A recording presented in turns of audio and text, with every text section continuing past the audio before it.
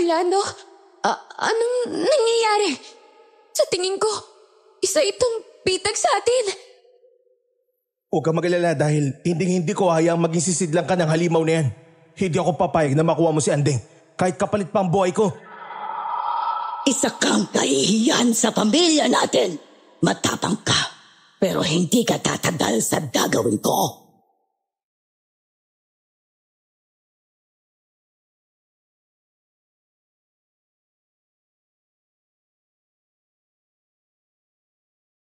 Minsan, sa buhay natin, kailangan nating pumili. Ang pamilyang umampon, nagpalaki at nag-aruga sa'yo, o ang babaeng sa una, hindi mo balak mahalin, pero kalaunay, nahulog na rin ang loob mo sa kanya. Ang hirap mamili sa pagitan ng pamilya at pag-ibig. Para sa inyo, ano nga ba ang mananaig? Para maunawaan niyo ang lahat. Ako si Orlando at ito ang aking kwento. Bago ko simulan ng storya, huwag kalimutang mag-subscribe bilang suporta sa ating channel. Orlando! Orlando! Kanina pa kita tinatawag ha! Buksan mo tong pinto! Sandali lang po, Nailuningning. Nag-aayos lang ako ng sapatos ko. 10 minuto ka nang nag-aayos dyan ah. Ano yung sapatos mo? Santo? Ayaw lang po sumunod ng sintas sa akin. Para may sariling buhay. Hindi ko maayos-ayos. Ilalagay ko na lang ulit to sa box niya. Baka ang sintas pa ang nagrereklamo niyan sa'yo. Naiinis na yan sa kabagalan mo. Halika na, pinapatawag ka ni Nanay Remedyo sa sala. Ho? Sa ganitong oras ng gabi? Oo, at kapag pinaghintay mo pa siya ng matagal, baka pati ako madamay sa sermon niya sa'yo kaya bilisan mo na. Bakit naman niya ako pinatawag? Baka naman gusto lang niya akong kamustahin. Kung gusto ka lang niyang kamustahin, ipagpapabukas niya pa yan. Pero dahil ngayong gabi ka niya ipinatawag, may importante yata kayong pag-uusapan. Parang hindi maganda yung tono mo na yan. May problema ho ba? Ang lola mo na ang nagsasabi niyan sa'yo, kaya bilisan mo na bago pa siya mainip kakahintay sa'yo.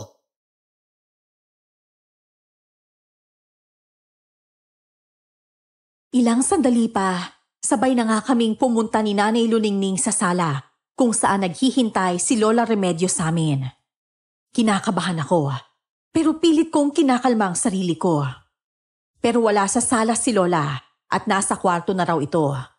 Dahan-dahan akong naglakad. Iba talaga ang pakiramdam ko sa pag-uusap namin.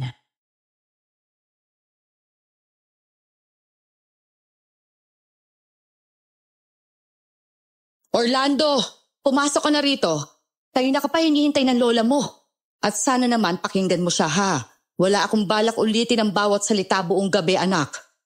Kung sermon po yan, Nay, baka pwedeng bukas na lang ho. Mabigat na ho yung talukap ko eh. Naantok na ho talaga ako. Kung sermon lang sana, baka binigyan na kita ng unan para makatulog ka na.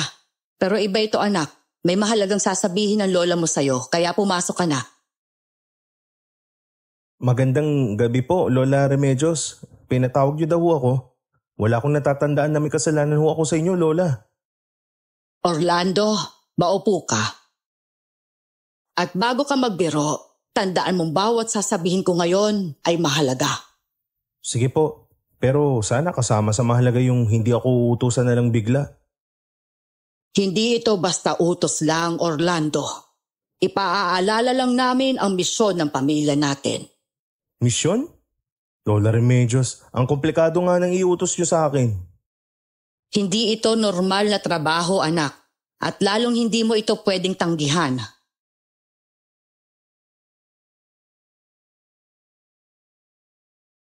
Pagkapasok ko sa silid, amoy ko kaagad ang matapang na mga halamang gamot na sinusunog ni Lola. Luma at mabigat ang hangin dito.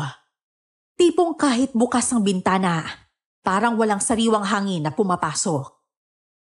Alam ko na agad na hindi simple ang pag-uusap kapag ganito ang setup. Seryoso kong tiningnan si Lola Remedios.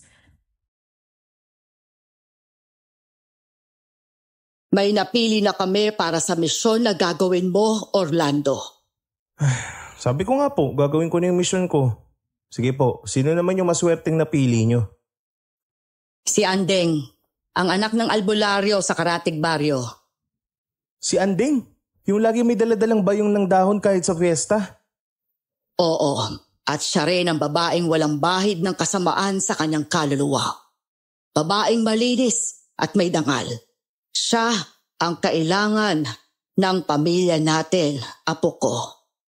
At anong gagawin ko sa kanya, Lola? Aalokin agad ng kasal? Ligawan mo siya, Orlando. Gamitin mong lahat ng yaman ng pamilya natin at charm na meron ka para mapasagot mo siya. Charm? Lola, baka mas okay pang gamitin ko yung kalabaw ng kapitbahay natin kaysa charm ko. Wala ako nun. Huwag mong gawin biro ito, apo. Ito ang kapalaran ng pamilya natin, kaya dapat mong sundin.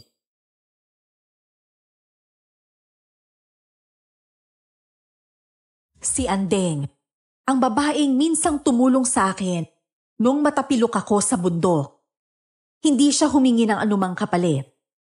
Ang importante sa kanya ay tinulungan niya ako. At ngayon, sila lola at nanay, pinaplano na nila ang buong buhay niya na parang buto lang na itatanim. Ramdam ko yung malamig na pawis sa bato ko.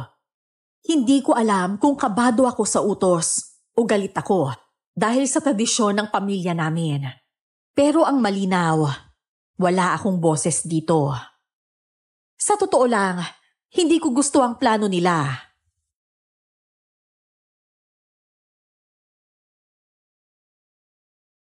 Paano kung ayaw niya sa akin kahit na anong gawin ko? Gawan mo ng paraan para hindi siya makatanggi sa panliligaw mo sa kanya, anak. Kailangan natin siya bago pa mawala ang lola mo. Tama ang nanay mo. Hindi ka pwedeng pumalpak sa misyon mo. Gawin mong lahat ng paraan para hindi siya makahindi sa'yo, Orlando. Paano kung matunugan niya na may ibang dahilan kung bakit ko siya niligawan? Kaya nga galingan mo, Orlando. Kailangan maging kaakit-akit ka, mabait, at bigyan mo ng mga alahas. Pati tatay, ligawan mo para hindi na makatanggi pa sa'yo. Sige ho, gagawin ko ang lahat ng paraan para makuha ko ang loob niya. Salamat, iho. Pinasaya mo ako ngayon. Alam mo naman ang kalagayan ko, hindi ba? Kailangan ko na si Andeng sa lalong madaling panahon. Lola, hindi ba pwedeng ibang babae na lang? Hindi pwede, anak. Si Andeng lang ang para sa'yo, Orlando, ha?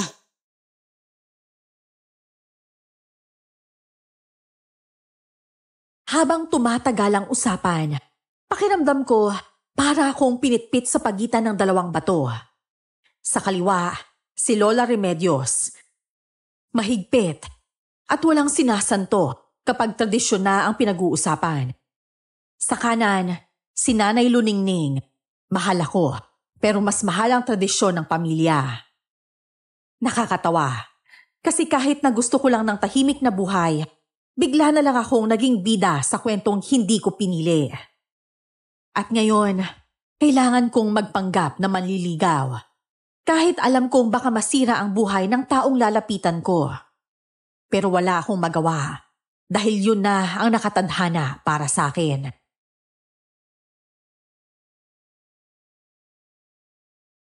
Orlando, huwag mong kalimutang ito ay para sa ikabubuti ng ating pamilya. Ikabubuti ho ba talaga o ikabubuti lang ng ilang tao? Anak, huwag kang magsalita ng ganyan sa lola mo.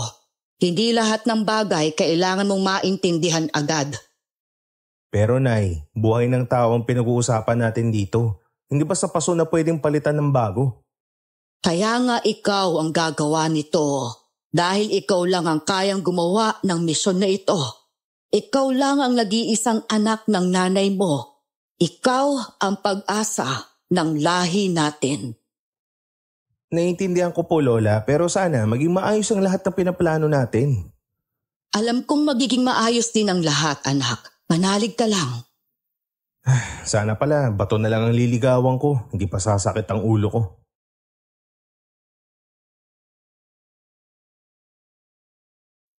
Sa huli, Wala akong nagawa, kundi tumango na lang at sumang-ayon sa kanilang gusto. Hindi dahil sang-ayon ako, kundi dahil alam kong walang saysay ang pakikipagtalo ko sa kanila. Pero sa isipan ko, may plano na akong nabuo. Kung totoo nga na gagawing sisidlan si Andeng, baka panahon na para mag-iba ng katapusan ang lumang tradisyon ng pamilya namin. Baka oras na para maging rebelde. Hindi para sirain ang pamilya, kundi para iligtas ang taong hindi nila kayang makita bilang tao, kundi bilang sisidlan lang ng isang bato na kumakain ng kaluluwa. Kinaumagahan nga, handa na ang mga gamit ko para sa pag-alis, papunta sa kabilang baryo. Kinakabahan man, pilit ko pa ring pinapanatag ang sarili ko.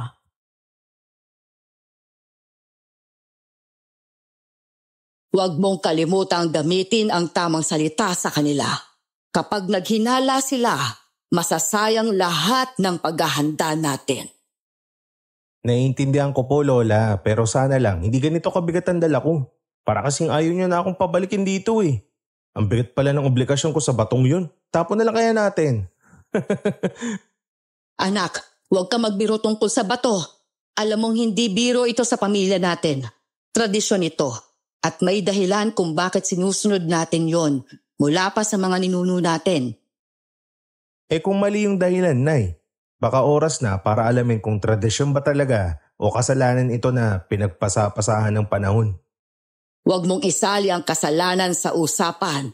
Ang ginagawa natin ay para sa kabutihan ng pamilya natin. Lahat ng sakripisyo ay may kapalit, Apo. Paano kung yung kapalit ay buhay ng isang inosente? Tingin nyo ba worth it pa rin ang ginawa natin? Ay, kung hindi mo kaya, sabihin mo lang. Pero huwag mong sisirain ang tradisyon natin. Wala akong balak na sirain ang tradisyon ng pamilya natin. Kundi gusto ko lang sanang itama.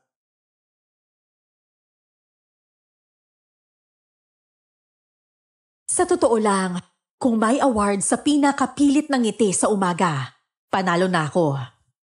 Pinilit kong magmukhang payapa kahit kumukulo na yung sikmura ko sa inis at kaba. Hindi kasi simpleng ligaw lang ang gagawin ko. May kasamang misyon. May kasamang panlilinlang.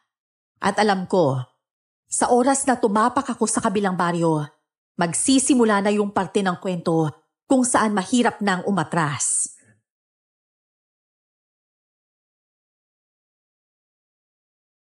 Oh, dala mo na bang lahat ng sinabi ko sa'yo? Yung alahas, yung tsokolate at yung barong na pinatahi ko para presentable ka, ha? Nay, parang mas marami pa akong bitbit kaysa sa isang balikbayan. Baka pag nakita ako ni Anding, isipin niya magpo-propose na agad ako sa kanya. Mas mabuti na yung handa ka. Mas mabilis, mas maganda. Hindi na natin kailangan pang patagalin ang lahat. Hindi naman kasi isda si Anding na basta mo lang uhulihin. Tao siya. May damdamin siya katulad ko. Alam namin yan, anak. Pero may misyon ka. Tandaan mo, ikaw lang ang pag-asa ng pamilya natin. Oo na, pero pag-asa nga ba ako ng pamilya o baka ako ang pain sa laro ng matatanda? Huwag mong insultuhin ang pinagdaanan ng lahi natin, Orlando. Hindi mo pa alam ang lahat. Eh sana, sinabi niyo sa akin para alam ko, Lola. Pero wala na akong magagawa, di ba? Kailangan kong gawin ang gusto niyo para sa pamilyang to. Alis na ako, Nay. Lola, mag-iingat ho kayo dito. Mag-iingat ka rin, anak, ha?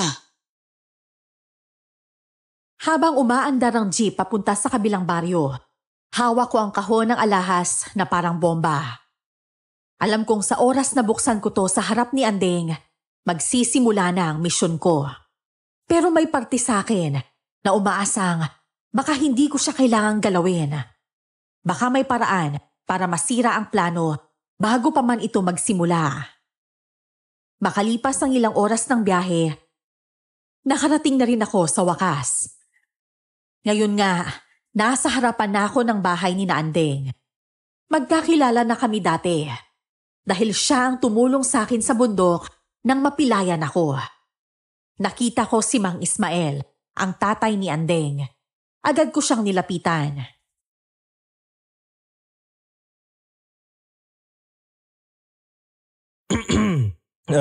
Magandang umaga ho, Mang Ismael. Ikaw ba yan, Orlando? Opo, Mang Ismael. At dumalo po ako para makita si Andeng. Makita? O baka naman may ibang pake ka sa anak ko ha, Orlando? Gusto ko po kasi siyang mas makilala pa. Wala naman po akong ibang dala kundi konting pasalubong.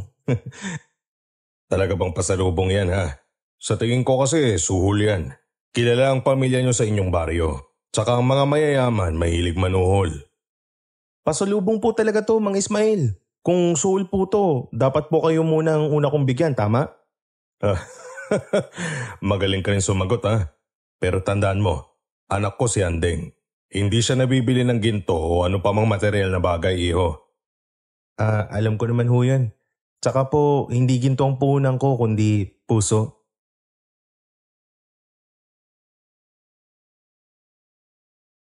Kitang-kita ko sa mata ni Mang Ismael na hindi ito kumbinsido. Nung panahong yon, ramdam kong mahirap siyang mapaamo.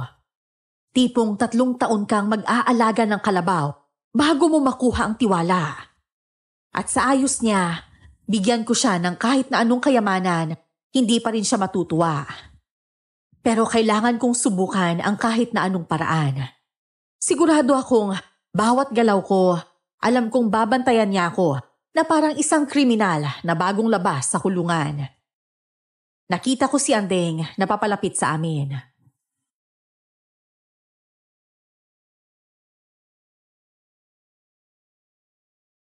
Oh, magandang araw, Orlando. O ano yung ginagawa mo rito? May dala ka pang bag. Naglayas ka ba sa inyo? Magandang araw rin, Andeng. Pasensya na sa istorbo ha. Tsaka hindi ako naglaya sa amin. Nandito ako para manligaw sa'yo. Panliligaw ka sa akin? Ano yung dala mo ha? Alahas ba yan? Ginto. Hindi ako mahilig dyan no, Orlando. Hindi naman ako nandito para suyuin ka ng mga material na bagay. Regalo ko lang ang mga yan, kaya nga nandito ako para manligaw. Handa akong gawin ang lahat ng ipapagawa niyo sa akin. Maniwala lang kayo na mabuti ang intensyon ko sa'yo. Kung regalo lang, mas gusto ko na yung tsokolate. Hindi kasi nakakain yung ginto eh. Huwag ka mag-alala. At may dala rin akong tsokolate. Alam kong gusto mo yan eh. Talaga? Oo siya, pumasok ka muna sa loob. Tay, ipaghahanda ko lang po kayo ng maiinom ni Orlando ha. Nako, salamat Andeng ha. Nakaisa ka ngayon dahil sa tsokolating yan. Pero hindi ka makakaligtas sa akin, Orlando.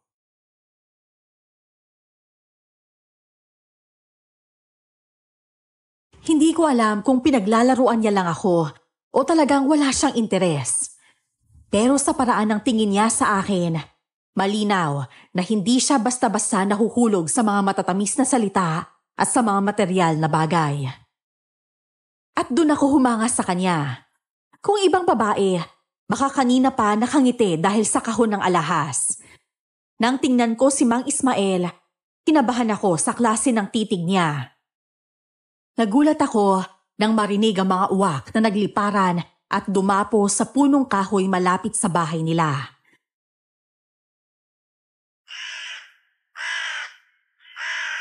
Kanina pa may uwak na paikot-ikot dito ah. Para may binabantayan. Nakakapagtaka lang. Siguro po naamoy nila yung tsokolate na dala ko kaya paikot-ikot dito sa inyo. Hindi biro to, Orlando. Sa amin, masama ang ibig sabihin ng uwak sa tanghaling tapat. Tignan nyo nga biglang dumilim ang kalangitan. Parang eclipse? Hindi yan eclipse. Sa tingin ko, masamang mangyayari. Sino ka ba talaga, Orlando? Baka ikaw ang sinusundan ng mga uwak na yan. Isa lang akong binata na gustong manligaw kay Andeng. Wala ho talaga akong kinalaman dyan. Biglang bumigat ang hangin. Ang mga uwak nagsilabasan mula sa kung saan. Parang itim na alon na nagliparan sa ere. At sa gitna ng dilim, ramdam ko yung kakaibang titig ni Mang Ismael. Mas lumalim ang kutob niya sa akin. Sigurado siyang may tinatago ako. At para bang sa sandaling yon, alam niyang tama ang kanyang pakiramdam. Nakapasok na kami sa loob ng kanilang bahay at nagtimpla ng native na kape si Andeng. Magkaharap kami habang nakaupo.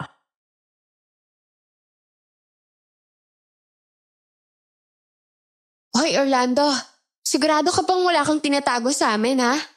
Kasi parang marami kang tinatago at napaka-misteryoso mo eh. Andeng, kung may sekreto man ako, edi sana sinabi ko na para magpabilib ako sa inyo. Mabuti ang intensyon ko sa iyo, Andeng. Sana paniwalaan niyo ako, Mang Ismael. Sa tingin mo ba hindi ako seryoso sa nararamdaman kong kakaiba sa'yo? Mula kanina, parang may malas na nakadikit sa'yo. Malas na nakadikit? Kung sobrang gwapo siguro, guilty ako. Ay nako, sa totoo lang. Parang may connection ka sa uwak na nasa paligid. Saka nang dumating ka rito, may kakaiba nang nangyayari sa paligid. Siguro mali lang ang timing ko sa pagpunta rito. Ano ba? Hindi to tungkol sa timing, Orlando. Parang may tinatawag silang senyales. At madalas kapag ganyan, may kapalit ang senyales na yan. Ramdam ko yung tensyon na parang nakabitin sa pagitan namin. Ang mga mata ni Mang Ismael, palagi akong sinusundan. Para akong may malaking kasalanan sa kanila. Si Andeng, halata kong may pag-anlinlangan din. Gusto ko nang magbiro, pero sa bigat ng hangin at sa dami ng uwak sa paligid, parang kahit nakakatawa ang magiging biro ko, hindi nila papansinin. Sige na, kung hindi niyo ako mapagkakatiwalaan, baka mas mabuting umalis muna ako. Mabuti pa nga, Orlando. At kung may binabala ka man, tanda mo, kilala ko ang pamilya nyo. Kahit gaano pa kayo kayaman, hindi ko kayo uurungan kapag may masama kang balak sa anak ko. Itay naman. Huwag naman ho ganyan. Tinatakot yun na si Orlando niyan eh. Andeng, mas mabuti nang mag-ingat kaysa magsisi sa uli. Wala akong masamang bala kay Andeng. Pero kung ikakagaan ng loob nyo, uuwi na ho muna ako. Oy Orlando, pasensya ka na ha. Mag-iingat ka sa daan pa uwi ha. Lagi naman ako nag-iingat, basta para sa'yo, Andeng. At salamat kahit papano, pinakinggan niyo ako. Huwag mo kaming subukan lokohin, Orlando. Minsan, mas matalas pa ang kutob kaysa sa itak ko. Hindi ko alam kung masama ang loob ko o mas nalulungkot ako. Umalis akong dala-dala ang bigat ng tingin ni Mang Ismael. At sa likod ng isip ko, may bumubulong na katanungan. Kung bakit nga ba biglang dumilim? At bakit sa tuwing nasa paligid ako, may kakaibang nangyayari? Kailangan ko ring pakiusapan si Lola Remedios na huwag pinasusunod sa akin ang mga alaga niyang uwak. Ngayon nga, nasa bahay na ako. Mag-isang nakaupo sa hardin at malalim na nag-iisip.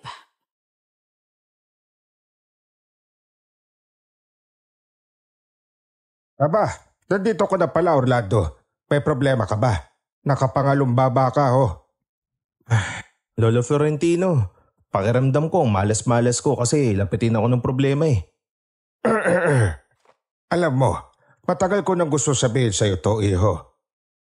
Ano ho yung Lolo Florentino? Mukhang seryoso yan ah. Dahil seryoso talaga ang sasabihin ko sa'yo, iho. Alam ko ang tunay na gawain ng pamilya mo. Gawain? Lolo, baka naman tinutukoy mo lang yung pag-iiwan ng kalat ni Lola Remedios dahil sa katandaan niya na. Hindi ako nagbibiro, Orlando. Alam ko ang lihim na altar sa ilalim ng mansyon na to. Anong altar ho ang sinasabi mo? Ang altar na ginagamit para sa isang kasunduang hindi mo pa alam. Parang may dumaan na malamig na hangin sa paligid namin. Si Lolo Florentino, matanda na at matagal na rin siyang nagtatrabaho sa pamilya namin bilang hardinero. Ang titig niya ay parang alam niya lahat ng sikreto ng aming lahi. At kung tama ang kutob ko, marami pa itong gustong sabihin sa akin. Lolo, anong kasunduan na sinasabi mo? Matagal nang may pangako ang pamilya mo sa isang nilalang. At ang altar na yon, doon gaganapin ang ritual. Isang nilalang? Hindi ho tao? Mas matanda pa sa kahit na sinong tao na nakatira sa bayan na to. At anong kinalaman ko dyan? Kapag nagustuhan mo ang babaeng nililigawan mo, pareho kayong mapapahamak, Orlando.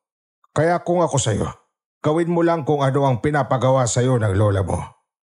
Lolo, alam kong hindi ito simpleng payo lang na nagmula sa'yo. Ano pa ho talaga nalalaman nyo? Isipin mo na lang ito, Orlando. Ang pag-ibig sa maling panahon ay parang apoy sa loob ng bahay. Magdadala lang ito ng kamatayan mo. Pumintig ang ulo ko sa daming tanong sa utak ko. Pero higit sa lahat, natamaan ako sa sinabi niya. Kung totoo ang babala, ibig sabihin, bawat ngiti ni Andeng, bawat tawa niya, ay parang apoy na pwedeng sumunog sa aming dalawa. Pero kahit anong gawin ko, hindi ko pwedeng talikuran ng misyon ko. Ang kailangan ko lang gawin ay ang pigilan ang sarili kong mahalin siya. At sa tingin ko, noong mga panahong yon, kaya ko. Kaya pala parang ayaw ni Mang Ismael sa akin. Parang may kutob na siya sa totoong balak ko. Posible kang mangyari yon, lalo na't isa siyang albularyo. Pero pwede ring wala siyang alam at hanggang kutob lang siya. Galingan mo na lang sa pag-acting at kunin ang loob nila. Pero bakit ngayon nyo lang ho sinabi sa akin ng tungkol dyan? Dahil ngayon lang ibinigay ang misyon sa'yo. Natatakot lang ako na baka mahalin mo ang babaeng hindi mo dapat na mahalin. At paano naman lolo kung mahalin ko siya? Anong mangyayari sa aming dalawa? Baka ikaw mismo ang magdala ng sagalot sa buong bayan, Orlando. Nakakatakot kapag sinaway mo ang nakatadhana sa'yo. Alam mo lolo, mas lalo lang ako natakot sa sinabi nyo. Kung pwede nga lang umatras, ginawa ko na. Ang hirap naman kasi nitong pinapagawa nila sa akin eh. Huwag kang matakot. Alam kong kakayanin mo yan, iho. Hindi ko alam kung kaya ko nga. Tumayo si Lolo Florentino. Iniwan akong puno ng tanong at kaba sa puso. Sa hardin ng mansyon, tila mas malamig ang hangin kesa dati. Sa isip ko, paulit-ulit ang babala niya. At sa puso ko, paulit-ulit ko ring naririnig ang pangalan ni Andeng. Nakausap ko na nga si Lola Remedios na huwag akong pasundan sa mga alaga niyang uwak at pumayag naman ito. Kinabukasan, nagpunta na ulit ako sa bahay ni Andeng para manligaw. Nadatnan ko siya na may ginagawa.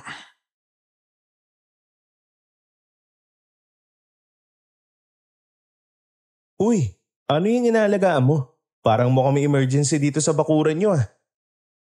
Uy, Orlando, nandito ka pala. Ginagamit ko kasi itong ibon eh. Nahulog siya mula sa puno. Baka tinirador ng bata. Kawawa nga eh, oh. Tignan mo, nanginginig pa. Pwede ba akong tumulong? Hindi ako expert pero pwede naman akong tumulong sa paghawak ng ibon para mabilis mo siyang magamot. Kung ayos lang sa'yo, pati puso mo, gagamutin ko. Ewan ko sa'yo. Pero sige, hawakan mo na muna to ng maayos. Kukunin ko muna yung malinis na tela. Sige. Wow, ang gaan pala ng ibon. Siguro kapag humawak ka ng ibon araw-araw, baka pati mga problema mo gumaan. Ganun ba? Baka naman, hindi problema ang gusto mong gumaan. Baka pati ang bigat mo. Ikaw marunong ka ng mang-asar. Pero seryoso, magaling ka pala mag-alaga. Sana ako rin alagaan mo. Hindi naman ako magaling, no? Kung kaya mo namang gamutin, bakit mo pa iiwang sugatan, di ba? Tsaka, wala ka namang sakit para alagaan ko. Biro lang. Pero sana kung magkasakit ako, alagaan mo ko.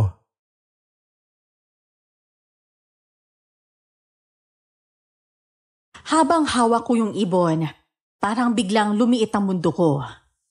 Ako, si Andeng, at yung pasyente naming ibon. Nawala ang ingay ng kahol ng aso at tilaok ng manok. Tinitingnan ko siya habang nakayuko.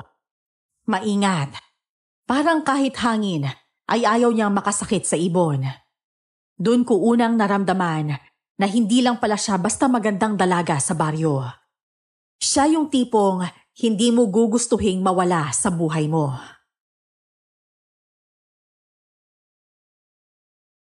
So, palagi ka bang ganito? Tumutulong sa kung sino man ang nangangailangan? Hindi naman palagi. Pero kapag kaya ko naman bakit hindi, 'di ba? Minsan kasi, maliit lang ang nagawa mong tulong, pero malaking ginawa naman yun para sa iba. Grabe, nakamotivate ka naman, Anding. Alam mo, gusto kong maging katulad mo. Minsan ka nalang makakita ng mga taong may ganyang puso. Ikaw, tumutulong ka rin ba? O baka naman nagpapakitang gilas ka lang sa akin, ha? Hindi naman ako mabuting tao Nang makita kitang tumulong, gusto ko na rin tumulong. Kaya nga gumaan ang pakiramdam ko nang matulungan natin ang munting ibon na yan. Sa tingin ko, hindi ka naman masama siguro may problema ka. Kaya hindi mo magawang tumulong sa iba. Siguro nga. O baka lang hinihintay ko yung tamang tao para mapansin ang totoong ako. Kung ganon, sana hindi mo nalang hintayin na mahuli pa ang lahat, no? Bago mo ipakita yung kabutihan dyan sa loob mo.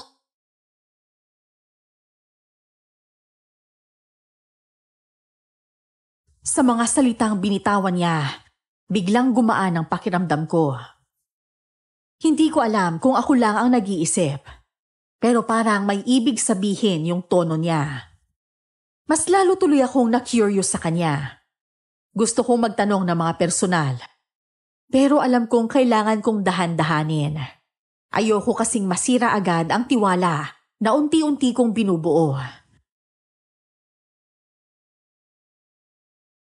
Uy, mukhang okay na siya Tignan mo, kumikilos-kilos na siya Oo nga, no? Pero kailangan pa rin siya magpahinga Ang sugat hindi naman agad gumagaling yan Tama ka. May mga sugat din kasi na kahit maghilom, may peklat pa rin na naiiwan. Parang ang bigat May pinagdadaanan ka ba, Orlando? Tama ka. Normal naman din akong tao at mayroong pinagdadaanan. Pero tinatago ko lang. Hindi kasi lahat ng tao makakaunawa sa pinagdadaanan ko. Siguro. Kailangan mo lang ng taong pakikinggan ka. At nandiyan para sa'yo, Orlando. Sana mahanap pa yung taong yun, no? Nahanap ko na ang taong yun. Kaya sana ngayon, swertehin naman ako at pansinin niya. Baka naman hindi lang swerte ang kailangan mo.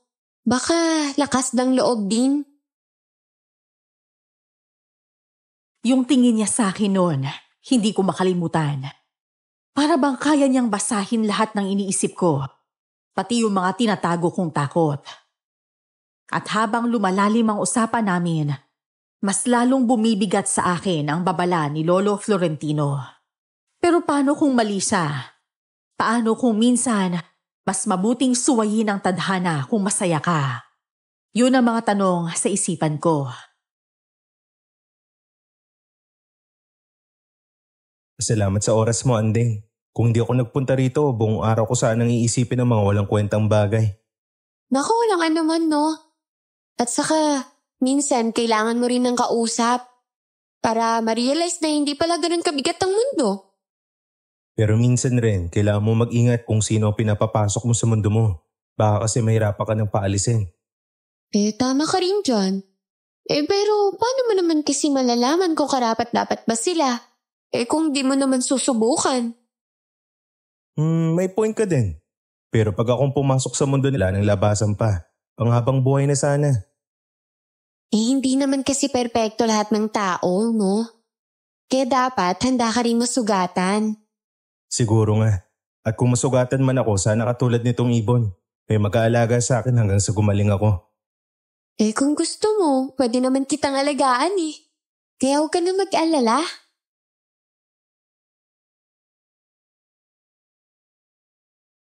Umuwi akong mas magaan ang pakiramdam. Yung tipong kahit maglakad ka sa ilalim ng araw, hindi mo mararamdaman yung init. Habang naglalakad, nakangiti lang ako. Parang gusto ko na agad bumalik bukas. Pero pagdating ng gabi, may kakaibang nangyari na tuluyang nagpabago ng pananaw ko. Hindi ko sinasadyang makapasok sa lumang silid ni nanay at makita ang baul doon na may larawan. Kaya ipinakita ko yon kay Lolo Florentino.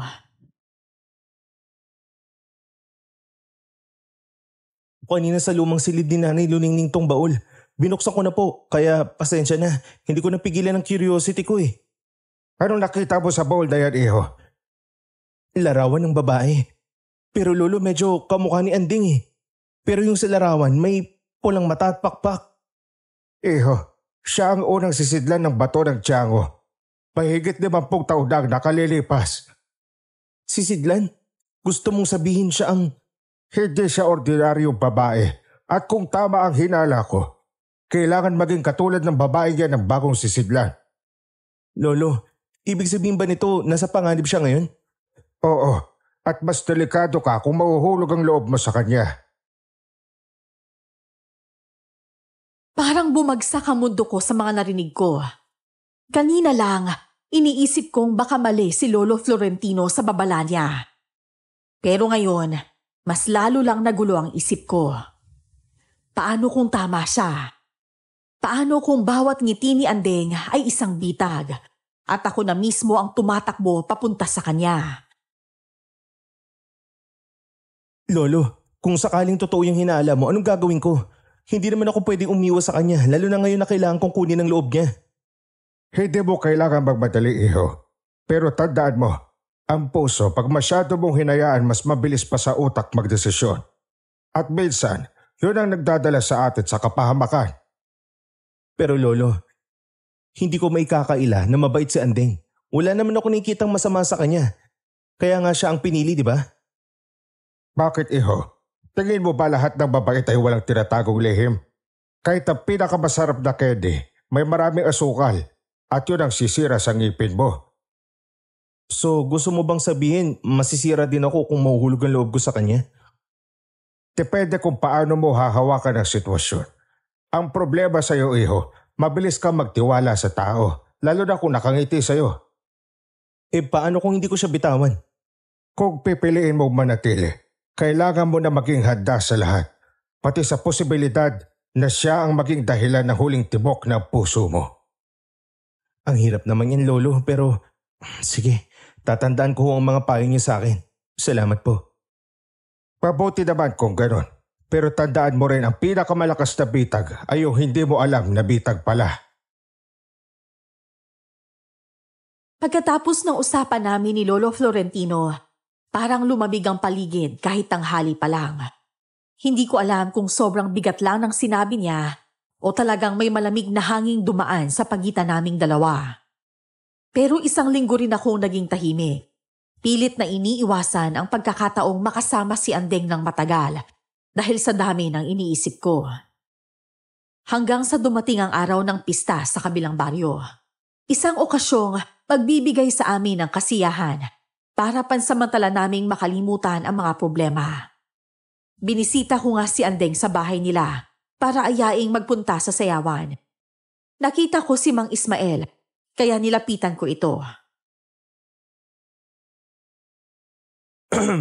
Mang Ismael, pwede ko bang isama si Andeng sa pista sa may parke? May sayawan nga pala sa pista mamaya. Alam mo naman, Orlando, ayokong basta-basta umaalis ang anak ko. Lalo na hindi ako ang kasama. Opo, kaya nga po ipagpapaalam ko muna sa inyo. Gusto ko lang po siyang makasama kahit sandali lang po. Sige, pero may kondisyon ako, iho.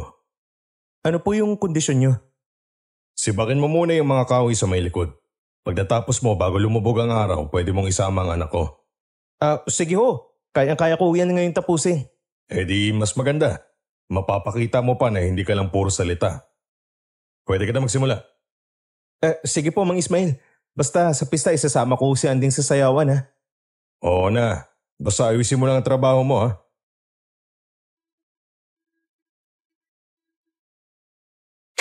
Grabe, Orlando! Ang dami palang tao dito, no? Para akong bumalik sa pagkabata. Oo nga eh. Tsaka minsan lang magpista dito. Sayang naman kung palalampasin natin to. Alam mo, hindi ko akalain na mahilig ka pala sa ganito. Akala ko kasi dati, tahimik ka lang eh. Yung tipong hindi marunong sumayaw. Uy, marunong akong sumayaw, Anding. Pero minsan, mas magaling akong kumanta kaysa ang sumayaw. Tsaka mas masarap manood na lang ng sayawan. Aba, mahilig ka rin palang manood ah. Baka naman mga babae ang pinapanood mo at hindi pagsasayaw. Depende sa tanawin. Pero ngayon, hindi na ako makahinga sa tanawing nasa harap ko. Ay naku, kung ganyan ka magsalita, baka isipin ko tuloy sanay ka naman bola ng babae. Huwag ako Orlando ah.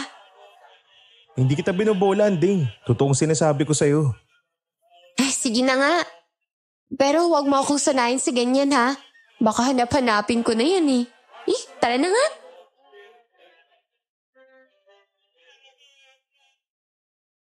Sa mga ngiting pinapakita ni Andeng habang naglalakad kami sa gilid ng plaza, pakiramdam ko, nakalimutan ko lahat ng sinabi ni Lolo Florentino.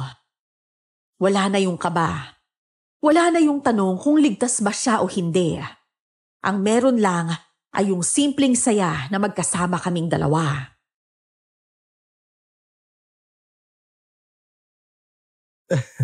Gusto mo bang subukan yung putukan ng lobo? Hala? Hindi naman ako magaling dyan eh. Baka pagtawanan mo lang ako eh.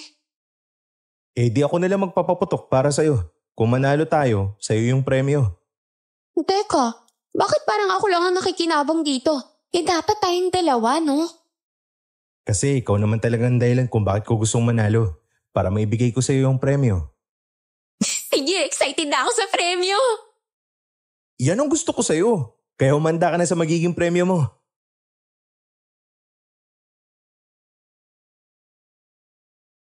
Tinarget ko yung 3 lobo sa magkakaibang direksyon. Unang tira, tumama agad. Pangalawa, pumutok ulit. Pangatlo, pasok ulit. Nakuha namin yung maliit na stuffed toy at ibinigay ko kay Andeng. Parang bata siya na tuwang-tuwa. Hawak-hawak yung premyo habang nakangiti sa akin. Doon ko naramdaman ang sayang dala ng mga ganitong sandali.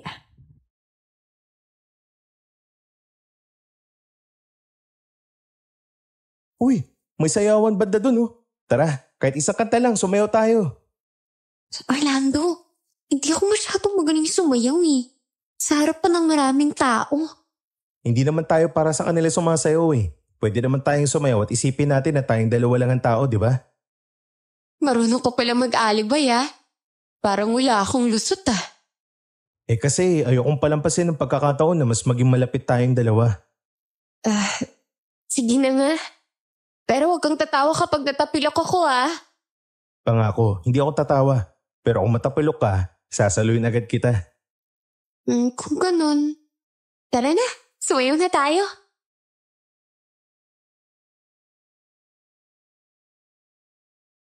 Habang sumasabay kami sa tugtog, hindi ko na iniisip kung tama ba ito o mali. Ang tanging nasa utak ko lang ay kung paano ko hahawakan ang mga sandaling to ng mas matagal. At kahit alam kong may anino ng panganib sa pagitan naming dalawa, ngayong gabi, mas pinili kong maging bulag sa katotohanan para makasama siya.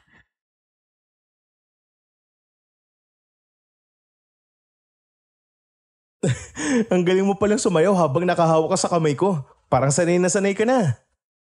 Ay, huwag mo nga akong bulahin dyan, no? Hindi ako marunong sumayaw. Ikaw nga ang magaling magturo sa akin, no? Kung magaling man ako dahil nasa tamang tao ako. At paano mo naman nasabi na ako ang tamang tao para sa'yo, ha? Simple lang. Kasi kahit may libu-libong tao rito, ikaw lang ang malinaw sa paningin ko. Hala, ganyan ka pala mambola, ha? Dinadaan mo na naman ako sa mga banat mo, eh. Hindi banat yan. Totoo lahat ng sinasabi ko sa'yo. Mas okay nang sabihin ko ngayon kaysa magsisi ako na hindi ko kaagad sinabi ang nararamdaman ko sa'yo. Ay, kung ganyan ka ng ganyan. Baka mahulog ako sa'yo nang hindi ko namamalayan. Di ayos, para sabay tayong mahulog sa isa't isa.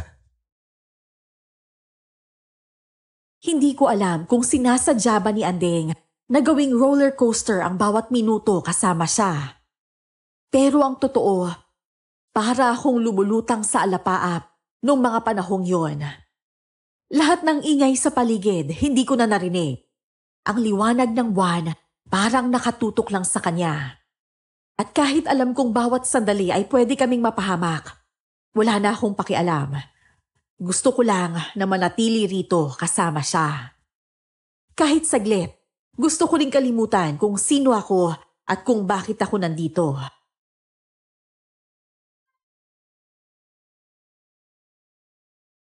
Uy, huling kanta na raw to, Orlando. Ayaw mo bang sulitin? Gusto pero baka mahulog ka na naman sa akin eh. Asus! Huwag kang assuming, no? Huwag na nga masyadong pakapalin yung mukha mo. Totoo naman, di ba? Mas maganda ng aminin ang nararamdaman kaysa magpanggap sa tunay na nasa puso mo. Ay, sige na nga, aamin na ako. Masaya ako ngayong gabi kasama ka. Yun lang. Ako rin. Masaya din ako ngayong gabi. Pero masasaya ako kung araw-araw tayong ganito. Ay, ba sa'yo? Hindi ko alam kung dapat akong matuwa o kabahan sa sinasabi mo eh. At saka, hindi pa kita sinasagot, no? Hindi mo pa nga nakukuha yung basbas ni tatay eh. Pwede namang pareho. Kasi minsan yung mga bagay na nagpapasaya sa atin, sila rin yung makakasakit sa atin.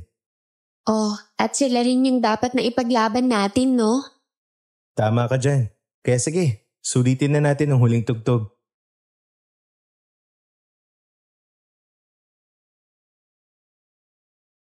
Pagkatapos ng huling kanta, pareho kaming hiningal ni Andeng. Pero nakangiti kaming dalawa. Nagpaalam na kami sa sayawan dahil gabi na rin. Inalok ako ni Mang Ismael na doon na magpalipas ng gabi. Hindi na ako tumanggi pa. Hindi lang dahil pagod ako, kundi gusto ko ring masulit ang huling oras ko kasama si Andeng bago bumalik sa mansyon. Sa maliit na silid na pinahiram sa akin, naamoy ko pa ang halimuyak ng gabi. Usok ng barbecue, cotton candy, at amoy ng lupa pagkatapos ng hamog.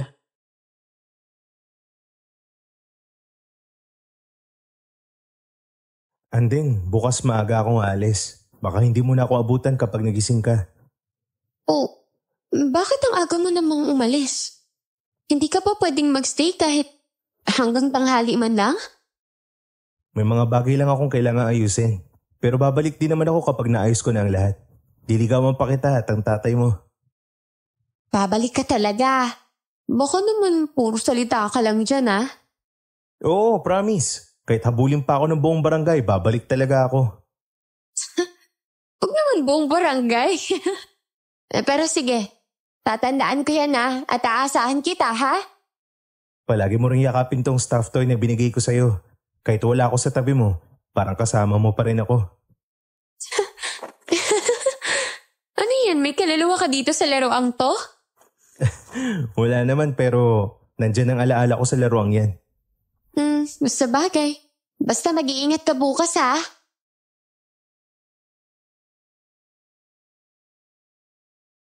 Kinabukasan, nagpaalam ako kay Andeng. Maaga rin kasi siyang nagising.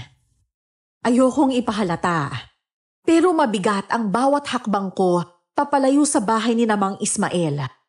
Pagkalabas ko ng kalsada, napansin ko ang 3 uwak na paikot-ikot sa ere. Noong una, inisip ko na nagkataon lang. Pero habang naglalakad, nadagdagan pa mga yon. Hanggang sa maging 5, 6, para bang sinusundan ang bawat galaw ko. Alam ko naman kung sino ang nag-utos sa kanila. Nagulat pa ako nang sundan ako ni Mang Ismael at tawagin ang pangalan ko.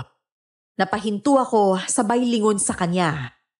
Tumigil si Mang Ismael ilang hakbang mula sa akin.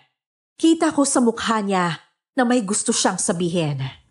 Ako naman, pinipilit kong itago ang kaba at pag-aalala, lalo na't ramdam ko pa rin ang mga mata ng mga uwak mula sa puno.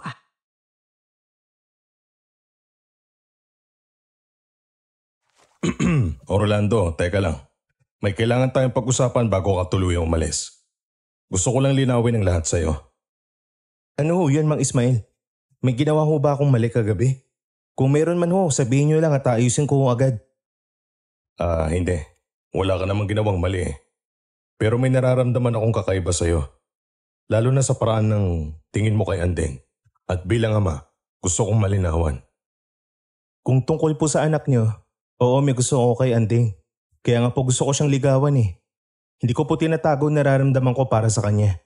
Pero handa akong gawin ang lahat para patunayan sa inyo na seryoso ako sa anak niyo. Kung talagang seryoso ka, dapat alam mo na hindi madali ang pinasok mo, ang pagmamahal. Lalo na sa anak ko. Hindi basta hinihingi lang kundi pinaghihirapan. Hindi pwedeng puro salita lang, Orlando. Gusto ko rin makita ang gagawin at sakripisyo mo. Alam ko po, Mang Ismael. Kahit pa ilang taon ang abutin, basta makita niyo lang na karapat-dapat ako para sa anak niyo, gagawin ko. Hindi ko minamadali si Andeng, Mang Ismael. Gusto ko ang pananaw mo, iho. Pero tandaan mo, may mga mata at tenga ang lugar na ito. Maraming magtatanong, marami ring susubok sa'yo. Handa ka ba talaga? Handa po. Hindi lang sa mga tao, kahit sa mga pagsubok na hindi ko pa nasusubukan, kakayanin ko. Basta ang mahalaga, may pakita kong pagiging totoo ko sa anak niyo. Isa pa, hindi ko basta ibibigay si Andeng sa isang lalaking hindi ko pa lubos na kilala. Kaya gusto kong makita mo muna kung gaano kahirap ang buhay namin dito. Hindi tayo magkatulad ng katayuan sa buhay, iho. Kung kailangan ko maranasan ang hirap na nararanasan niyo, walang problema po sa akin. Ang mahalaga, makita niyo na kaya kong alagaan si Andeng. Hindi lang basta kaya, Orlando. Kailangan buo ang loob mo. Dahil kapag dumating ang oras na subukin kayo, hindi lang puso ang kailangan mo, pati lakas ng loob sa pagdedesisyon. Kung ganun, ano pong gusto niyo ipagawa sa akin? Sabihin niyo lang po at hindi ako magdadalawang isip na gawin yun. Magtrabaho ka muna rito sa baryo. Maraming gawain na pwede mong gawin sa bukid, sa bahay, pati sa mga kapitbahay. Gusto kong makita kung paano ka makitungo sa lahat. Kung yun lang po ang hinihingi niyo, tinatanggap ko po, Mang Ismael. Hindi lang ito pagsubok, kundi bilang pagpapakita ng respeto sa inyo at sa lugar na to. Magaling, iho. Sa tingin ko may pag-asa kang magustuhan kita. Kaya simula ngayon, pwede ka nang manligaw kay Andeng. Salamat po. Salamat, Mang Ismael. Hindi kayo magsisisi sa desisyon niyo. Magpapaalam na po muna ako. Ihanda ko muna ang sarili ko. Bukas po, babalik ako dito. Aasahan ko yan, iho.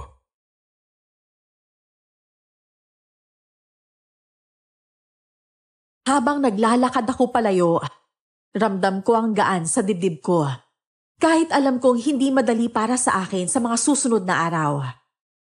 Tiningnan ko ang puno. Naroon pa rin ang mga uwak.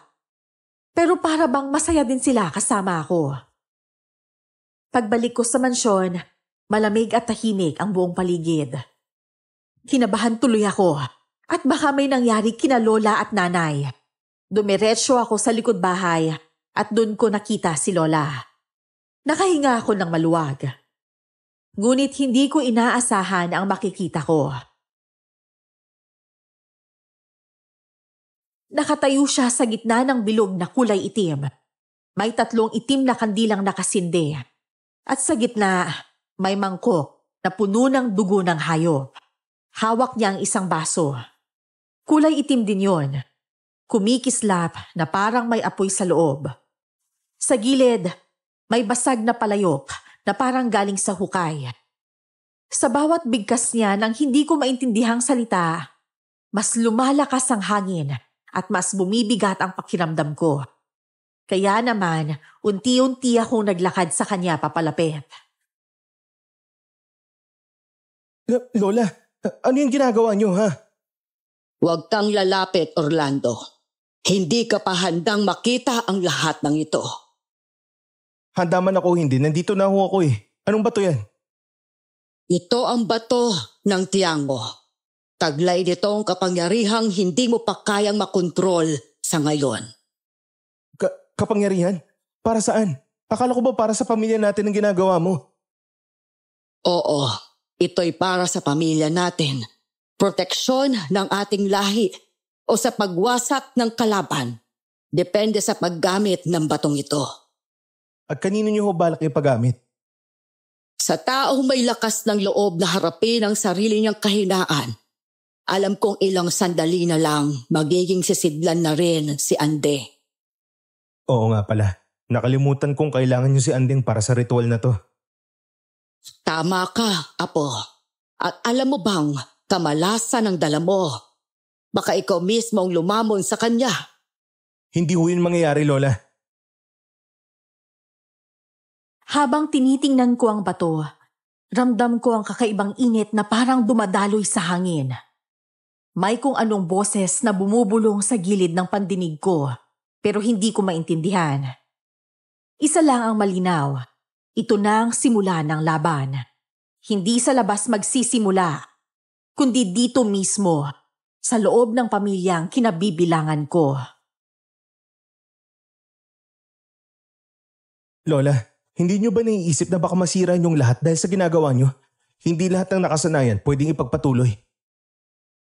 Hindi mo pa naiintindihan na po. Hindi ito basta bato lamang. Sa gabi ng pista ng anino, pwede kong ilipat ang lakas nito sa bagong katawan. Kung hindi, mawawalang lahat ng pinaghirapan ng mga ninuno natin. At kailangan ba katawan ni Andeng ang magisisidlan? Wala bang ibang paraan, Lola? Kung meron man, matagal na sanang ginawa ng iba. Pero ikaw, may pagkakataon kang maging bahagi ng kasaysayan ng pamilya natin. O baka naman ho bahagi ng kasalanan nyo. Hindi ko alam kung alin sa dalawang totoo. Apo, minsan mas mabuting madungisan ng kamay kaysa mawalan ng lakas sa panahon ng panganib. At minsan, mas mabuting mawalan ng lakas kaysa mawala ang natitirang pagkatao sa ating sarili. Kung ganyan ang tingin mo, baka nga hindi ikaw ang susunod sa akin.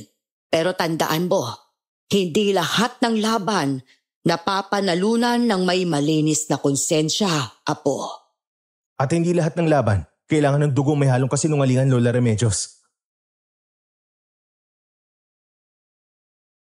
Habang umaalingasawang amoy ng kandila at dugo sa paligid, napapansin ko na parang lumalalim ang tingin sa akin ni Lola.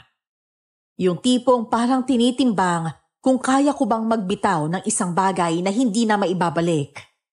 Ramdam ko rin ang hangin na parang may dalang bulong na galing sa ilalim ng lupa. Saka lang pumasok sa isip ko ang sinabi ni Nanay na kapag nakita ko na ang bato, magbibilang na lang ako ng araw bago ang pista ng anino. Kinabahan ako. Ibig sabihin, ilang linggo na lang pala ang hihintayin ko para maisakatuparan nila ang kanilang plano. Ibig sabihin ba na may nakatakdang panahon ng kasalanan nyo? Orlando, kailangan mong intindihin ang lola mo. Isang gabi lang kada 50 taon pwede ilipat ang bato.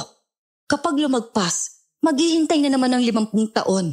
Kaya hindi dapat maputol sa atin ang tradisyon ng pamilya. Bakit si Andeng pa? Bakit hindi ibang tao, Nay? O bakit hindi pwedeng ako?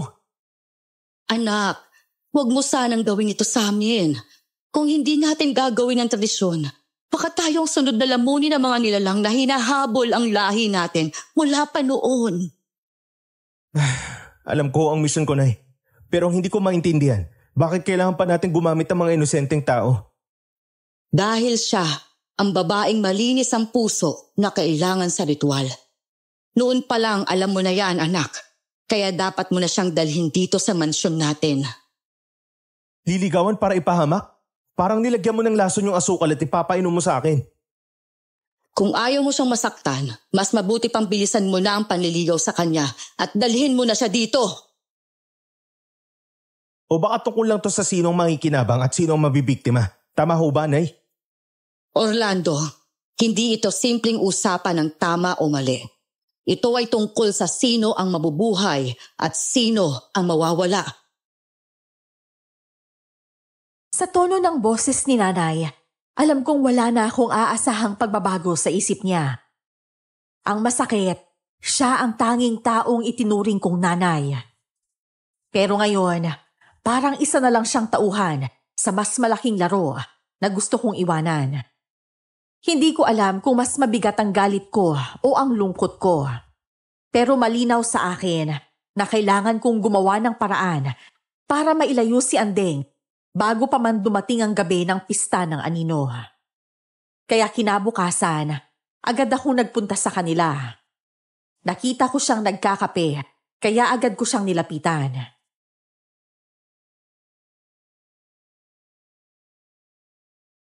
Orlando, nandito ka na pala. Gusto mo bang ipagtimpla kita ng kape? Huwag na. Nandito kasi ako para sabihin sa iyo ang importanteng bagay. Kung pwede sana, lumayo ka muna sa baryo kahit pansamantala lang. Lumayo? Bakit naman? Teka, may kasalanan ba ako ha? May mga bagay lang na mas mabuting hindi mo malaman. Tsaka ayaw lang talaga kitang mapahamak eh. Ikaw may tinatago ka. Sabihin mo na lang sa akin, Orlando. Hindi ako basta aalis dahil lang sa sinabi mong yan, no? Hindi lahat ng sekreto pwedeng sabihin ng basta-basta, Andeng. Nakikiusap ako sa'yo. Umalis na muna kayo ng tatay mo sa baryong to at magpakalayo-layo. Bakit? Kung ganun, huwag mo ring asahan na susunod ako sa'yo ng basta-basta. Andeng, minsan ang pagtakas ay hindi kahinaan. Dahil para sa akin, yun ang pinakamatalinong desisyon. At minsan, ang pag-iwas, yun ang simula ng pagkatalo. At saka, wala akong alam kung bakit gusto mong lisanin ko ang baryo namin, no? Nakita ko sa mga mata niya na kahit anong pilit ko, hindi siya aalis. Malakas ang loob ni Andeng at siguro yun ang dahilan kung bakit nahulog ako sa kanya. Pero sa pagkakataong ito, mas mabigat sa akin ang takot kesa sa pagmamahal. Pakiramdam ko, bawat araw na lumilipas, mas lumalapit siya sa kapahamakan. At ako ang may hawak ng susi para pigilan yon. Para wala siyang mabuksan. Nagulat ako nang lapitan ako ni Mang Ismael. Orlando, may ibibigay ako sa'yo. Itago mo yan, iho. Magagamit mo yan sa tamang panahon. Ano ho ito, Mang Ismael? Isa yung anting-anting. Hindi to basta palamuti lang. Protection to laban sa mga masasamang nilalang. Bakit niyo binibigay sa akin to? Kasi ramdam ko na may mabigat kang dinadala. At kung tama ang hinala ko, kailangan mo ang bagay na to. Hindi ko alam kung anong ibig yung sabihin pero salamat po dito. Iingatan at aalagaan ko ito. Orlando, tanda mo. Minsan ang pinakamalaking kalaban mo, malapit lang sa'yo. Minsan nga, nasa dugo mo na. Hindi mo pa nakikita. Narinig niyo ho yun, Mang Ismael? Oo, may masama akong nararamdaman. Sigurado akong may masamang mangyayari. Bakit ang lalim ng tinig? Para bang may humihingi ng tulong? Hindi tulong ang hinihingi niya, kundi kapalit. Kapag ganyan siguro baka tumakbo na ako dahil sa takot. Huwag mong baliwalain ang mga katulad ng mga nilalang na yan. Minsan, ang tinig na tinataboy mo, siya rin magliligtas sa'yo sa huli. Pwede rin namang siyang hihila sa akin sa hukay. Depende kung marunong ka maglakad sa gilid ng bangin nang hindi nahuhulog, Orlando. Kung ganun, sana makahanap ako ng tulay bago pa ako mapilitang tumalon dahil sa dami ng problema ang kinakaharap ko ngayon. Sa dami ng naririnig ko mula kina Lola, Nanay at Mang Ismael, parang hindi na malinaw kung sino ang dapat kong paniwalaan. Ang alam ko lang, malapit na ang pista ng anino. At kasabay nun, mas lumalalim ang hukay kung saan ipapasok si Andeng. Pero sa likod ng lahat, may isang bahagi sa akin na gusto nang tumakbo palayo at hindi nalilingon pa. Ang problema, mas malakas ang boses ng puso ko kesa sa plano ng utak ko. At ang puso ko, malinaw ang sinasabi na iligtas si Andeng, kahit pa ako ang maging kapalit. Mang Ismael, kung masama ang pakiramdam mo, mas mabuti sigurong lumayo na tayo sa lugar na to. Ilayo natin si Andeng. Hindi ako mapakali sa lugar na to eh. Huwag muna. May mga bagay na kapag tinakbuhan mo, mas mabilis pa yan sa'yo. Mas mabuting harapin mo habang nasa lupa ka pa, kaysa habulin ka hanggang sa kabilang buhay. Paano kung ayaw ko nang makita kahit sa kabilang buhay? Pwede ba magtago na lang at iwasan sila? Kung pwede lang, matagal ko nang ginawa yan. Pero kung habang buhay kang tatakbo, hindi ka magiging masaya. Tama ho kayo, Mang Ismael. Haharapin ko na ho si na Lola Remedios at Nanay Luningning. Hindi na pwede ang ginagawa nila. Kung gusto mo, sasamahan kita sa paikipaglaban mo. Ayaw ko kayo madami sa problema ko, Mang Ismael. Simula na lumapit ka sa amin, nadamay na kami sa anumang problema mo. Kaya huwag ka nang mahiya pang humingi ng tulong sa akin. Maraming salamat po, Mang Ismael. Hindi ko kakalimutan ang tulong niyo sa akin. Wala yun, iho. Pinatunayan mo naman sa amin na isa kang mabuting tao. Sa bawat hakbang namin papunta sa mansyon, parang sumisikip ang paligid. Hindi ko alam kung epekto lang ng hangin o may mata na sumusunod sa amin. Kasama namin si Andeng. Ayoko siyang isama nung una, pero mapilit siya, kaya wala na akong magawa pa. Pagdating namin sa bahay, biglang bumukas ang pinto at bumungad si Lolo Florentino ng nakangiti. Pero may kung anong malamig sa bawat titig niya. Ang amoy ng lumang kahoy at insenso humalo sa simoy ng gabi. Akala ko, babala lang ang dala niya. Hindi ko alam, siya pala ang bagyong matagal ko nang hinihintay. Orlando, salamat at dinala mo sila rito. Mas magiging mabilis ang lahat para sa amin. Anong ibig mo sabihin, Lolo? Akala ko gusto mong iligtas ko si Andeng sa gagawin sa kanya ni Lola. Iligtas sa maling paraan. Matagal na akong tagasunod ng pamilya niyo, Orlando. Ang babala ko noon, isang palabas lang para makuha ang tiwala mo. Oh, Orlando? Anong nangyayari? Sa tingin ko, isa itong bitag sa atin. Mang Florentino, kung galamay ka ng pamilya ni Remedios, hindi ka na dapat buhayin pa. Tauna akong ipanganak sa mundong to pero hindi ako ang unang mawawala. At ngayong pista ng anino, wala na makakapigil sa akin dalhin si Andeng sa altar. Hindi ako papayag na makuha mo si Andeng, kahit kapalit pa ang buhay ko. Subukan mong labanan ako, Orlando. At baka ikaw pa ang unang isakripisyo kesa sa babae niyan.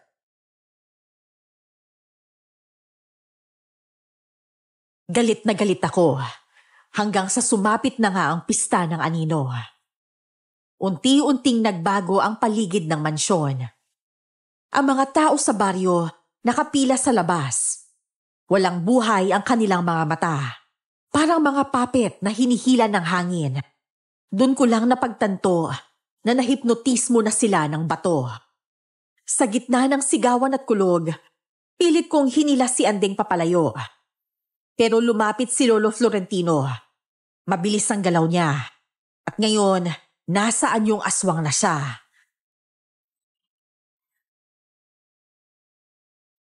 Andeng, humawa ka lang sa akin.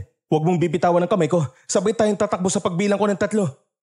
Hindi ko kaya tumakbo, Orlando. Parang may ibigay sa bako. Orlando, hawakan mo siya. Ako nang bahala kay Mang Florentino. Ismael. Matagal na kitang gusto makalaban. Ito na ang pagkakataon na hinihintay ko. Mapapasakin na rin sa wakas si Andeng. Siya na ang magiging bagong sisidlan. Puro dalisay at isang birhen na babae. Lalabanan ka namin. Hindi mo makukuha si Andeng. Wala ka sa posisyon para humarang sa mga plano namin. Isa ka lang kasangkapan. Orlando! Natatakot ako! Huwag ka matakot, Andeng. Hindi kita bibitawan kahit mamatay ako. Sa isang iglap, tumama ang malamig na bagay sa bato ko. Tinamaan ako ni Lolo at bumagsak kami sa simento. Nalasahan ko ang dugo sa bibig ko. Nakita ko ang paglapit ni Lola sa akin. Sunod-sunod niya akong sinampal. Hindi ko siya nilabanan dahil may natitira pa akong respeto sa kanya. Samantalang, naririnig ko si Mang Ismael na nakikipagpalitan ng suntok at sipa kay Lolo Florentino habang sinusubukan nitong makalapit kay Andeng. Dumating ang mga taga-baryo at isa-isa kaming pinipigilan. Muntik na akong tamaan ng itak ng isa sa kanila kung hindi ko lang naiharang ang silyang na dampot ko. Orlando, dali mo sa Andeng sa loob. Ako nang bahala sa mga to. Hindi kita iiwan dito, Mang Ismael. Lalabanan natin sila lahat. Magkasama tayo. Kung gusto mo mabuhay ang anak ko, sumunod ka sa akin. Sige ho, susundin kita. Pero huwag ka mamamatay ha. Tatapusin ko pa yung panliligaw kay Andeng. Orlando! Bilisan mo na! Dumarami na sila! Aray! Lola Remedios, tama na akong kalokohan to. Teka lang, isa ko kayong aswang? Ako pa rin ang Lola Remedios mo, Orlando. Kaya galangin mo ako. Ngayon, ibigay mo na sa akin si Andeng para matapos ng pagsasali ng bato ng aswang sa kanya. Hindi ko ibibigay si Andeng kahit na ano mangyari. Tsaka ang haba ng sungay mo, kailangan ko yung putulin. Hindi ito sungay. Ito ang korona ng tunay na reyna ng gabi. At ipapasa ko ito sa'yo. Sa inyong dalawa ni Andeng. Kaya ibigay mo na siya sa amin ngayon din. Doon ko na nakita ang tunay na anyo ni Lola Remedios. Ang mga mata niya, kulay pula na nagiging itim din. Ang kanyang balat, parang balat ng kalabaw. At kitang-kita ko ang pangil niya. Mabilis niya akong sinipa. Hindi ko yun inaasahan, kaya tumilapon ako sa dingding. Ramdam ko na parang napunit ang laman sa tagiliran ko. Umawak siya sa balikat ko at para akong hinahatak pababa sa isang malalim na balon dahil sa takot. Pero hindi ko hinayaan na tapusin niya ako ng ganun-ganun na lang. Kailangan kong protektahan si Andeng. Kahit nahihirapan, tumayo ako at nagpakatatag. Hindi ako susuko, Lola. Hindi mo alam kung sino kinakalaban mo. Pamilya mo ko at huwag mo kalabanin ang lahi natin. Alam ko, pero parang nararamdaman kong hindi na ako bahagi ng pamilya natin. Magkaiba tayo ng prinsipyo. Isa kang kahihiyan sa pamilya natin. Matapang ka, pero hindi ka tatagal sa gagawin ko. Maglaban na lang tayo, Lola.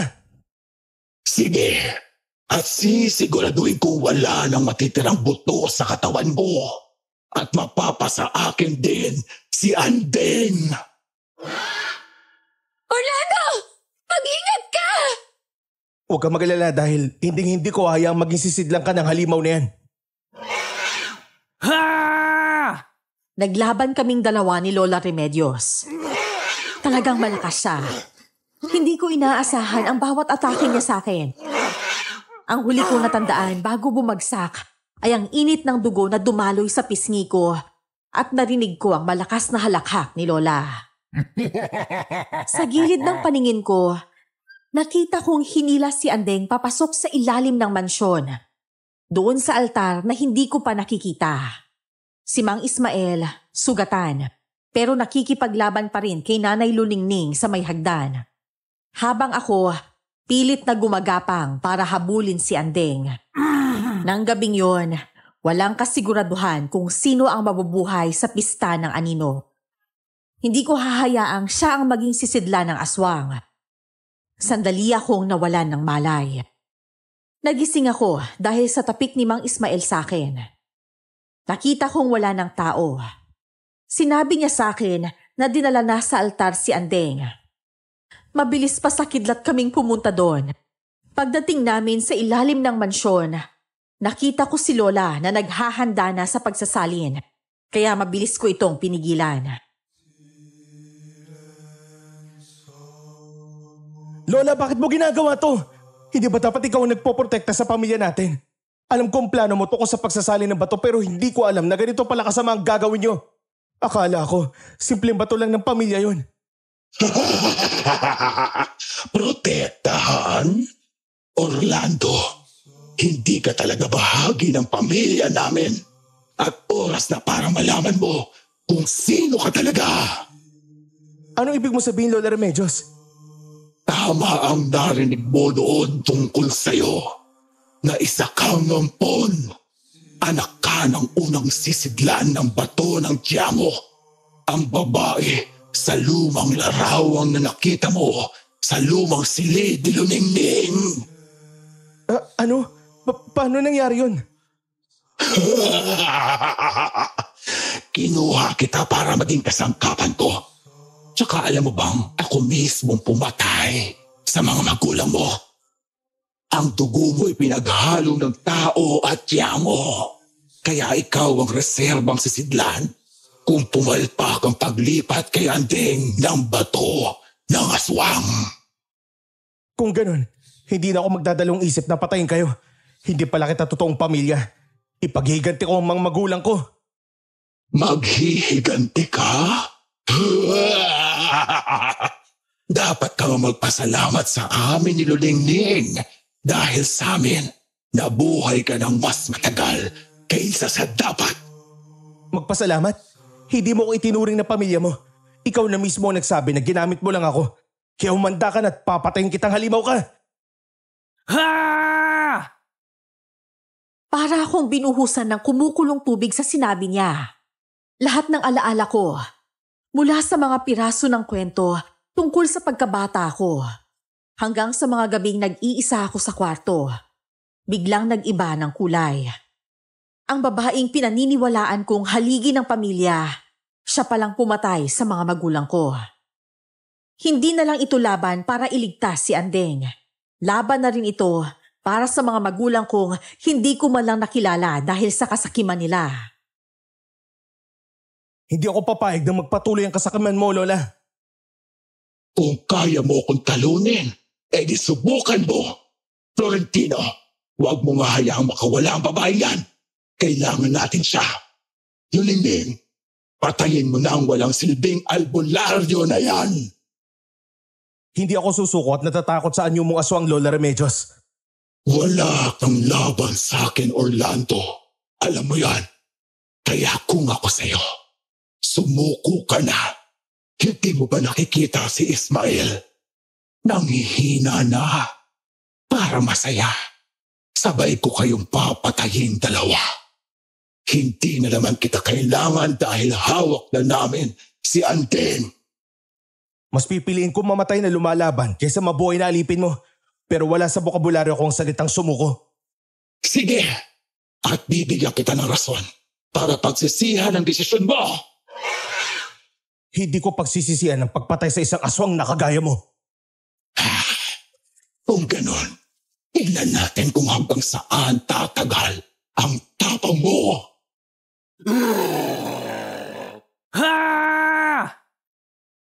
Nagpatuloy ang laban namin ni Lola sa loob ng silid na ginawang altar. Lumalagapak ang bawat suntok niya sa akin at parang gumuguho ang paligid sa lakas ng bawat atake niya. Ang mga dingding nababalot ng anino mula sa apoy ng mga sulo. Sa isang gilid, naririnig ko si Mang Ismael at Nanay. Nagsasagutan habang nagpapalitan ng atake gamit ang kanilang mga sandata. Bawat segundo, mas lumalalim ang sugat ko. Pero mas matindi ang galit na nagbibigay sa akin ng lakas. Andeng, tumakbo ka na! Sabuyan mo na asin si Lola Florentino para makatakas ka sa hawak niya. Hindi ko kayang iwan kayo ni tatay dito! Orlando, huwag kang maglala sa akin. Tapusin mo na si Lola Remedios ngayon na. Andeng, labanan mo si Mang Florentino. Alam kong kaya mo siya.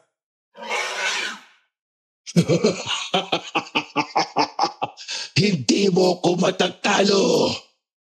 Hindi ko kailangan talunin ka. Ang kailangan ko, ang tapusin ka. Nanay Remedios, bakit hindi na lang ako ang humahawak sa bato? Tumahimik ka, Lulingning. Wala ka na silbi. Hindi ka pwede at alam mo yon. Pareho lang kayong halimaw. At ngayong gabi, dito na matatapos ang lahat ng kabaliwan nyo. Sa galit ko, sinunggaban ko si Lola. At sa wakas, tinamaan ko siya at sumubsob siya sa sahig. Sa gilid ng mata ko, nakita kong nadapa si Nanay sa hagdan. Habang si Mang Ismael, sugatan, pero matatag pa ring nakatayo. Hinahabol niya si Lolo Florentino na pilit pa ring itinataka si Andeng. Umalingaw-ngaw ang sigaw ni Andeng na maglaho sila sa ilalim ng mansyon. Nag-apoy ang dugo sa sugat ko. Hindi ko na iniisip ang takot. Gusto ko lang tapusin ang halimaw sa harap ko. Ito ay para sa mga magulang ko! Hindi mo sila kilala. Akong nagpalaki sa'yo. Kaya dapat mo akong sundin. Alam ko mahal nila ako. Pero pinatay mo sila bago ko pa sila makilala. Ang sama mo. Manahimik ka. Wala kang utang na loob. Mas gugustuhin ko pang mamatay na may dugo ng mga magulang ko kaysa mabuhay na katulad mo. Utang na loob. Wala akong utang na loob sa'yo. Obligasyon mo yun dahil sa ginawa mo sa nanay at tatay ko. Walang saysay ang tapang mo sa lakas ng aswang na kagaya ko. Patay mo na ako. Ano pang hinihintay mo? Gusto kong makasama ang mga magulang ko. Lumapit ka na sa akin. Patay mo na ako. Kung yan ang gusto mo, pagbibigyan kita.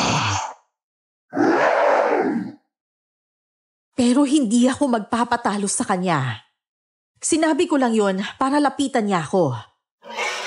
Nang atakihin niya ako, mabilis ko siyang itinulak sa pader na may nakausling sibat. Tumagos yun sa katawan niya. Narinig ko ang huling hininga niya. Isang huni ng halimaw na nawalan ng lakas. Samantalang si Mang Ismael ay nakatayo sa ibabaw ni nanay, duguan at wala ng buhay. Ang itim na bato ng aswang na hawak ni Lolo Florentino ay nahulog sa sahig at nabasag. At kasabay ng pagkabasag nito, nawala ang kakaibang dilim sa paligid. Ang mga taong baryo ay parang nagising mula sa masamang panaginip at tumakbo palayo.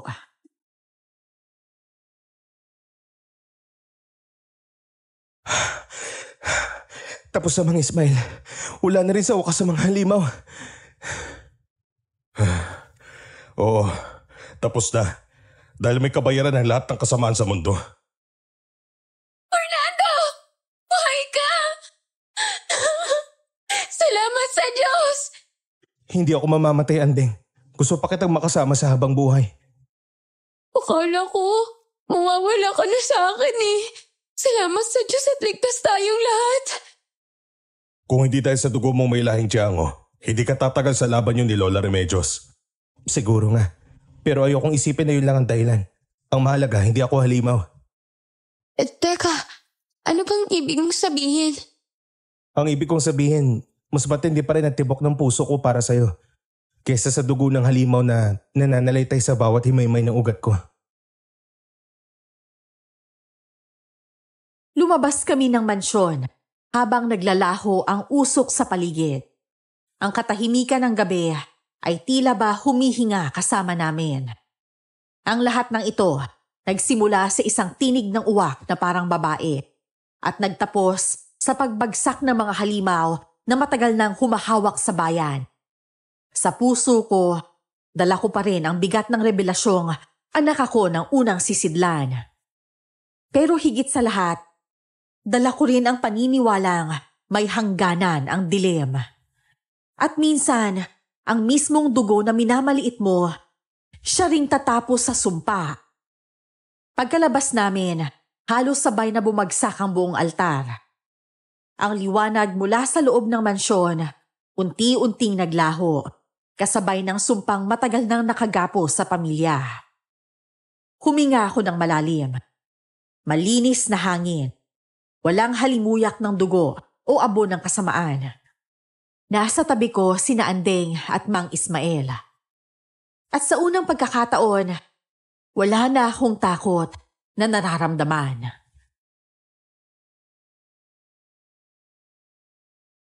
Ay, tapos na rin sa wakas, Orlando.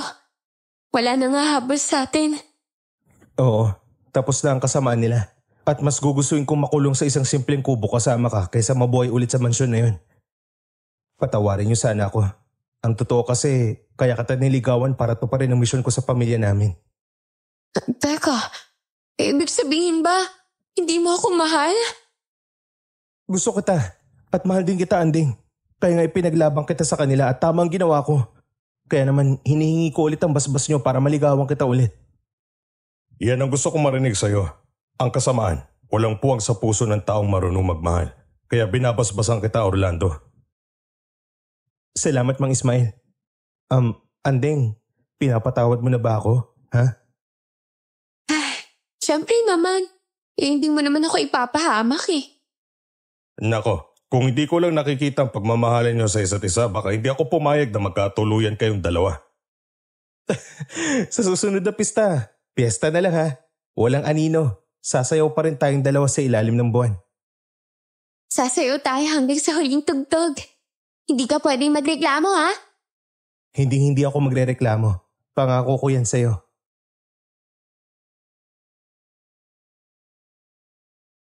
Lumipas ang mga buwan. Iniwan namin ang mansyon at namuhay sa bahay ni Namang Ismael. Simple lang ang buhay namin. Nagtatanim sa umaga, magluluto sa hapon, at magkukwentuhan sa gabi. Wala nang boses ng uwak. Wala nang mga matang nagmamasid sa dilim.